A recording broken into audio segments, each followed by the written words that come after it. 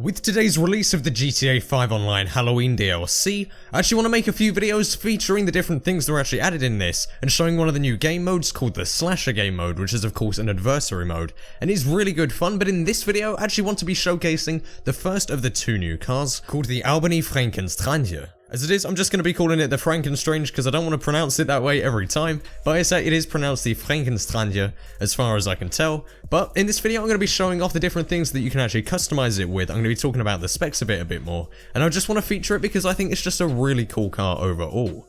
So if you guys do end up enjoying the video, then be sure to go and drop a like down below, as it really would help me out as always. Now, let's go.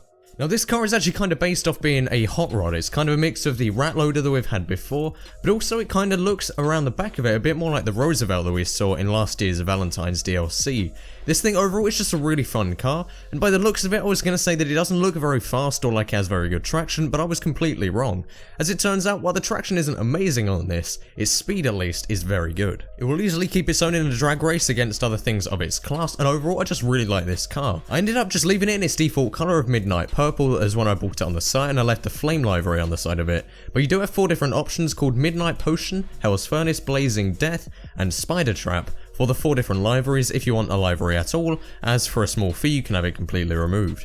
Now you can have 3 different engines on this with either the default big kind of V8 shape, or you can have 2 bug catchers on the front of it, loads of different options for the wheels and stuff. Overall it's just a really customizable car with 20 new bobbleheads featuring kind of a Halloween spooky theme. Fully modded, this thing actually manages to sell for around 400 grand, so it means that as the price is about 550,000, you end up only making a loss of about 150k, which isn't actually too bad for a car like this.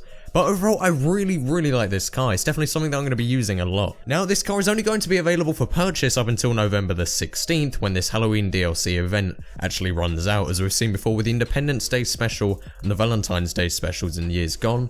But this thing is, of course, going to be, like I said, available to the 16th, so it gives you time to be able to grind a bit through some missions and some of the new slasher modes to be able to get the money to buy this. And there's also the Lurcher, which I might make another video on, but as it is right now, I can't actually afford it, and I don't really like the car quite so much, so I'm not sure if you guys are going to be too interested in that one. But both cars in total come to just over 1 million, it's about 1.15 mil, but it means that you do have time to be able to afford them if you play until about the 16th of November more or less regularly. You should be able to get the money for these cars. But back onto the Fränken Stange. Now this thing is really fun. You can't actually put the roof up at the back, which I did try with Nathan, but it turns out no, you can't do it. Something that I really like about this is how wide the back of the car is. It's way wider than at the front, and the 2 wheels look about a foot wide each, and I just think it looks really nice. I made them black with big white walls on the sides of them. It kind of stands out, but I just really like the shape of it. I think it just overall looks like really big wheels, whereas at the front, they're much thinner and much less imposing. Traction isn't too good. I didn't actually upgrade the brakes or anything on this because it doesn't make that much of a difference, but as long as you keep it at not top speed but somewhere under that, you can easily get it around corners without too much of an issue. You can do donuts in this really easily, or easily spin in circles if you just tap the handbrake and keep spinning with full throttle. But overall this thing is just a decent car. I think it could be good for racing in its class. I believe it's a muscle car, and I definitely recommend you guys pick it up before the 16th of November, as you will in fact be able to keep it forever instead of it being a timed thing and taken out of your garage.